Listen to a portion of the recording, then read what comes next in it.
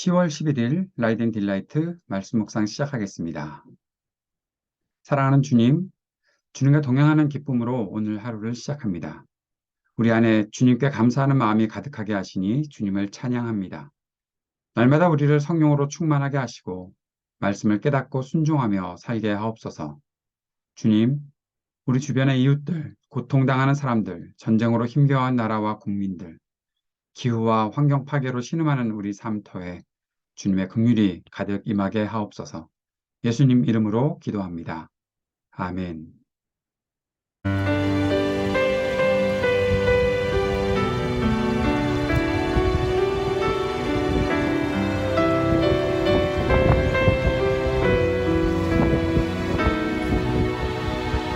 하나님 눈길 머신 곳 그곳에 내 눈 머물고 하나님 손길 닿으신 곳 그곳에 내 손 닿으리 하나님 마음 두신 그곳에 내 맘도 두고 하나님 계획하신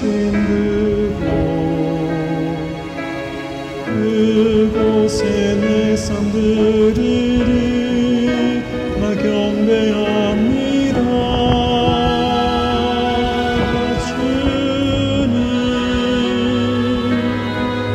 주님만 넘게 하소서 나 경배합니다.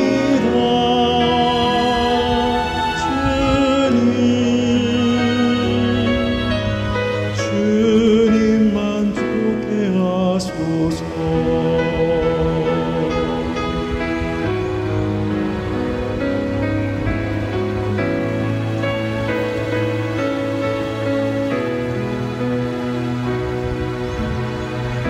하나님 눈길 머무신 곳 그곳에 내 눈 머물고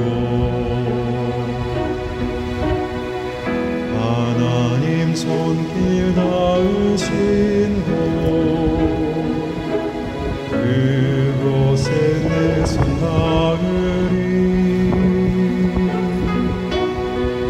하나님 마음 두신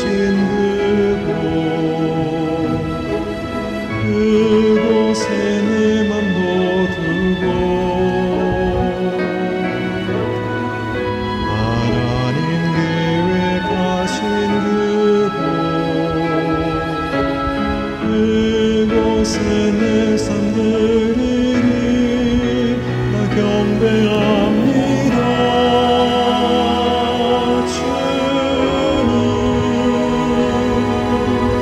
주님만 함께 하소서 나 경배합니다.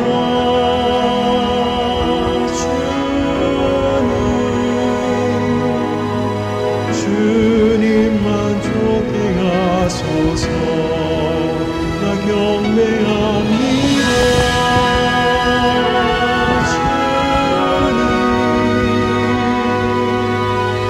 주님만 함께 하소서 나 경배합니다.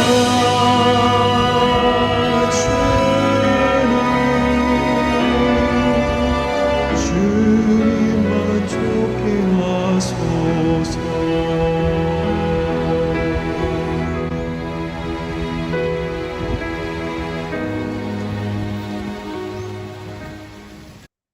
마가복음서 6장 45절에서 56절까지의 말씀입니다.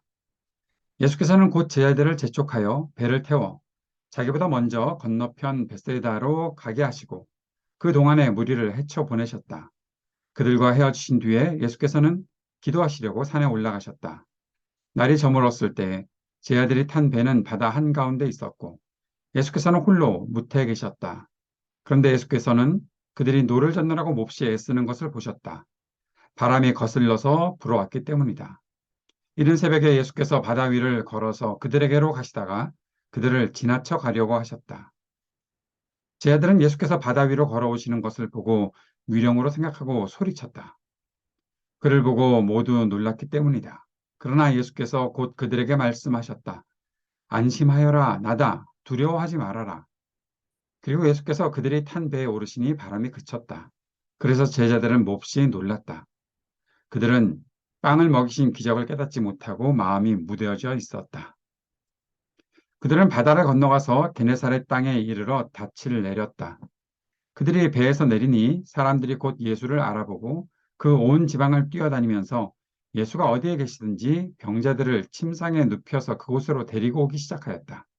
예수께서 마을이든 도시든 농촌이든 어디에 들어가시든지 사람들이 병자들을 장터 거리에 데려다 놓고 예수께 그 옷술만이라도 손을 대게 해달라고 간청하였다. 그리고 손을 댄 사람은 모두 병이 나았다.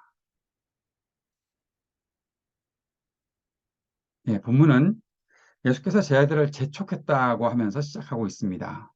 오병이어의 기적을 일으키신 뒤에 이제 제 아들을 재촉하셨는데 무엇 때문에 재촉하셨냐면 먼저 건너편으로 가라 라고 하셨던 것이죠. 그런데 이상한 것은 제 아들만 먼저 벳세다로 가게 하셨고 무리를 예수님께서 헤쳐서 보내셨다는 것입니다. 보통 이런 일은 제 아들이 먼저 해야 되는 일이 아닐까요? 그리고 나서 같이 가는 것이 맞지 않을까? 수많은 사람들에게 먹을 것을 주신 예수님은 제자들과 무리들과 떨어져 계시는 것을 원하셨던 것 같습니다. 근데 먼저 제자들을 재촉하셨다는 것이죠. 그리고 나서 무리들을 헤쳐보내시고 그 다음에 하셨던 일은 바로 기도하는 시간을 가지셨다는 것입니다. 예수님께서 왜 제자들을 재촉하셨을까? 저는 예수님께서 기도하는 시간이 무엇보다 더 필요하셨던 것이 아닐까 생각해 보게 됩니다. 그래서 제자들을 재촉하셔서 보내신 것은 아니었을까? 무리들도 헤쳐서 보내시고 혼자 있기를 원하셨던 것이죠. 아버지 하나님께 기도하시는 그 시간을 찾기 위해서 또 그 시간이 지금 긴급했기 때문에 어떤 이유로 그렇게 재촉까지 하실 정도로 긴급한 기도 시간이 필요했는지는 모르지만 예수님께서 지금 어떠한 큰 일을 이루셨다, 수많은 사람들을 먹이셨다, 큰 기적을 일으켰다라는 것에 예수님께서 거기에 머물지 않으시고 아버지 하나님과 나누실 그 기도의 내용들이 분명히 있었고 그것이 훨씬 더 시급한 일이었다는 것을 알 수 있는 대목이 아닐까 싶습니다. 저는 그런 생각을 해봅니다. 우리는 큰 일을 이루는 것에 더 조급해하고 더 긴급해하고 하는 것이 아닐까. 과연 우리에게 주님과의 소통의 시간이 더 긴급한 일은 아닐까 하는 생각 말입니다. 예수님은 무태서 제 아들이 탄 배를 보셨다라고 말하고 있습니다. 새벽에 이제 제 아들을 향해서 무리로 걸어가셨으니까 새벽까지 예수님께서는 기도하셨고 기도하시면서 또는 기도하신 이후에 제 아들의 모습을 보셨던 것이 아닐까 싶습니다. 그런데 제자들이 그 배가 건너편으로 가지 못하고 있었던 것이죠. 바람의 방향 때문에 고생을 하고 있었습니다. 그런데 예수님은 바다 위를 걸어서 그들에게로 가셨습니다. 그런데 더 이상한 것이 있습니다. 예수님은 그들을 지나쳐 가려고 하셨다는 것입니다. 굉장히 재밌는 장면입니다. 바다 위로 걸어가셨으면 제 아들에게 뭐 손짓이라도 하시던지 뭔가 하셔야 되는 거 아닐까 싶은데 그들을 지나쳐 가려고 하셨다.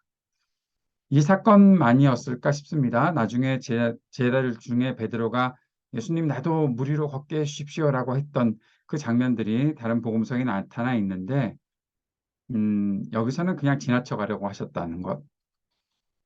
그렇다면 이 사건과 그 사건은 다른 사건일까? 같은 사건일까? 뭐 여러 번 배를 타고 오가셨을 테니까 어느 날 예수님이 무리로 걷고자 작정하셨으면 언제든지 걸어가실 수 있었을 텐데 오늘 본문에서는 베드로의 그 이야기는 빠져 있습니다.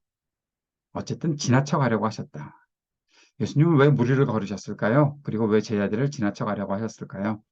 아마 지금 건너편으로 가서 해야 될 일들이 더 급했던 것이 아닐까. 제자들은 어쨌든 올 테니까 그렇게 생각하면 어떨까 싶기도 합니다.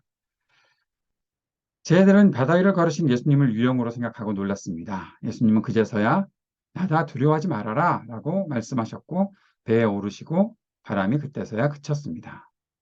여기에서 마가가 매우 중요한 언급을 하고 있습니다. 제 아들이 예수님께서 빵을 먹이신 기적을 깨닫지 못하고 마음이 무뎌져 있었다라는 겁니다. 마가가 제 아들이 바다 위를 걸으시는 예수님을 알아보지 못했기 때문에 유령으로 생각했기 때문에 제 아들이 마음이 무뎌졌다고 한 것일까요? 저는 그렇게 보이지는 않습니다. 제 아들이 예수님께서 일으키는 기적을 보고 경험했습니다. 자신들의 손에서 빵이 나누어지는 일들을 경험했습니다. 그러나 그들의 마음이 예수님께서 기적을 일으키시는 이유와 목적을 전혀 생각하지 못하고 있었다는 것, 그것 때문에 지금 그 마음이 무뎌져 있었다라는 것이죠. 왜 그들을 먹이셨습니까? 예수님께서 큰 기적을 일으키시려고 먹이셨나요? 그 앞에 분명히 말을 하고 있었죠. 그들을 목자 없는 양같이 불쌍히 여기셨다라는 것. 그들이 배고픔에도 불구하고 예수님 곁에 머무는 것을 예수님께서 불쌍히 여기셨고 그들을 먹이시기 위해서 먹여주신 것이지 큰 기적을 보이시려고 먹이셨던 것은 아닌데 지금 또 다른 편으로 가서 해야 될 일도 있다는 것. 그 일들이 무엇입니까? 결국 병자들과 아픈 이들을 고치는 일들이 시급한데 지금 제 아들의 마음은 그것에 있지 않다는 것. 그래서 그 마음이 무뎌져 있다. 빵을 먹이신 일들을 깨닫지 못했다라고 마가가 언급하고 있는 것이다 생각됩니다. 제 아들은 자신들의 손에서 빵과 생선이 나누어지는 중에도 예수님을 통한 하나님의 놀라운 일이 일어나는 것을 보면서 하나님을 경외하고 하나님 나라를 사모하는 마음을 갖지 못했습니다. 오직 자신들이 따르는 분이 능력을 가지셨고 결국 그분을 우리가 따르고 있으니 더 좋은 자리로 우리가 인도되지 않겠는가라는 생각만 하고 있었던 것이죠. 그러나 수많은 사람들을 먹이신 예수님은 아버지 하나님께 기도하셨지요. 사람들과 함께 하시는 동안 끝까지 하셔야 될 일이 무엇인지 아시는 예수님은 잠시라도 아버지 하나님의 뜻을 이루는 일을 소홀히 여기지 않으셨던 것입니다. 예수님께서는 게네사렛 땅에 가셔서 사람들을 만나셨고 병자들을 고치셨습니다. 사람들은 예수님께 가까이 나오기를 원했고 자신들의 아픔을 예수님께서 반드시 낫게 할 것이라고 믿었고 옷자락에 손을 대었습니다. 전에 12해 동안 혈루증을 앓던 여인이 옷자락에 손을 대고 나음을 입었는데 이제 수많은 사람들이 예수님의 옷자락에 손을 대어서 나음을 입었다는 것이죠. 사랑하는 여러분, 우리의 마음이 무뎌져 있지 않기를 오늘 본문을 묵상하면서 바라게 됩니다. 큰 일을 이루는 것에 마음을 두는 것이 아니라 오직 하나님의 뜻을 이루는 것에 마음을 둘 수 있었으면 좋겠습니다. 끝까지 주님의 뜻을 따르고 이루려는 마음으로 주님과의 관계를 더욱더 견고히 할 수 있었으면 좋겠고 주님의 마음이 있는 곳에 우리 마음이 함께 있었으면 좋겠습니다. 그렇게 마음 가지고 살게 해달라고 오늘도 주님 앞에 기도하며 나아갑시다. 우리의 마음이 항상 주님의 뜻을 이루며 말씀을 따르는 것에 있기를 위해 기도합시다. 세상의 분열과 다툼과 전쟁과 고통이 그치기를 위해 함께 기도하고 몸과 마음이 아픈 이들에게 치유의 은총이 베풀어지기를 신음하는 지구와 우리의 삶터에 희망이 있기를 청년들에게 미래와 소망을 허락하시고 믿음으로 용기 내며 사는 지혜를 주시기를 약한 노인들과 소외된 이웃들에게 적절한 돌봄이 있게 하시기를 하이브리드 3.0 교회가 주님의 은혜와 계획 안에서 든든하게 세워지기를 위해 함께 기도하는 시간 갖도록 하겠습니다. 같이 기도드리겠습니다.